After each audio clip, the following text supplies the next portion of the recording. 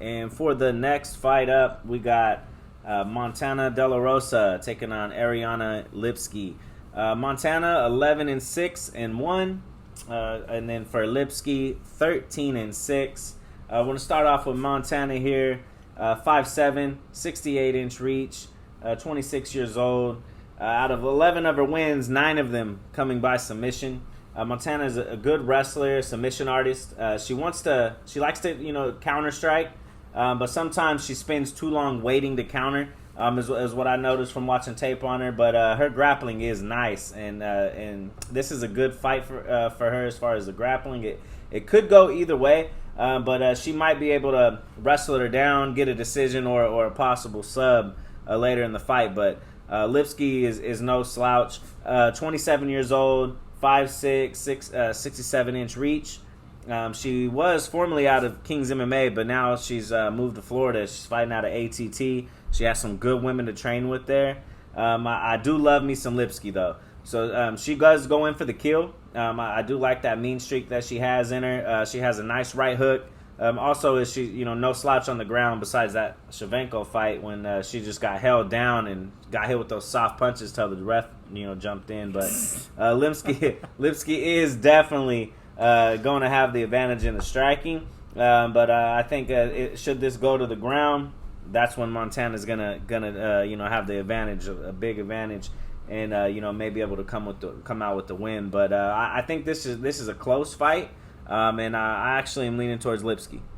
Yeah, and if you like Lipski, I believe she's the underdog, right? Big one. She's like plus 225, and Montana's minus 285. Yeah, so that's a good look if you like Lipski, man. I, on the other hand, I do not. I've been on Lipski a few times and been successful, but I can't back her after that last loss against Shevchenko. It was terrible, man. She didn't in Shevchenko's ground game, like we just last seen against Andrea Lee, which Andrea Lee's solid, but it was not like how she looked against Antonina and against Lipski, and it was a bad showing, man. And like I've been saying, this has been my theme, newer theme is just however you looked your last fight, man, or last couple fights. That's how it is, and that's how you're looking, even with these older fighters. But yeah, she lost that last fight. The fight before that against Luana Carolina, it was a back and forth fight, and Carolina was going for a slicer, and she was just completely out positioned, and it was like a fluke knee bar that she hit. Outside of that, she's got like a couple submissions, but she's mainly a striker, man. Yeah. She's just super striking, and that's it. And we all know Montana, she can at least take it. In her last fight against Arayu, she could not get the takedown, and she was forced to stand with Arayu. And we all know Vivian, she's a great striker, and she pieced her up for all 3 rounds, but she did stay there all 3 rounds. So the fight before that against Mara Borella, she did win a decision and dropped a decision before that against Andrea Lee. So she has been in the UFC a while. She didn't fight in the last Ultimate Fighter with Ostrovich and Nadia Kassem, where she got finishes. So that's Ostrovich. Yeah, I mean, you should finish Ostrovich, right? That Nadia, and all these girls that I just mentioned that she beat, I don't even believe they're in the UFC anymore.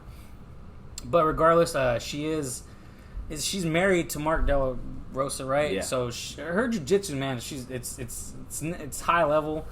I just feel like if she gets Lipski down once, bro, I just feel like it's curtains.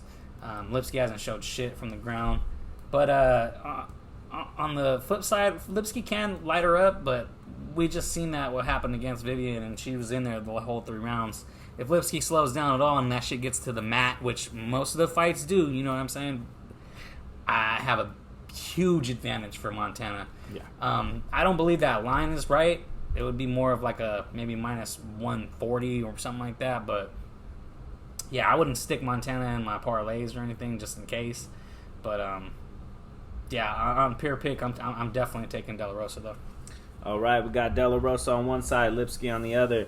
Yeah, this is going to be a good fight. Depends on where it's going to go. If she's going to come in, Lipski's going to come in with her, striking and add to her 6 knockout victories, or is Montana going to come in and get her 10th sub? I think it really comes down to that. or if Montana might be able to just grind her out a decision. It's going to be one of those type of fights. So it should be an interesting one.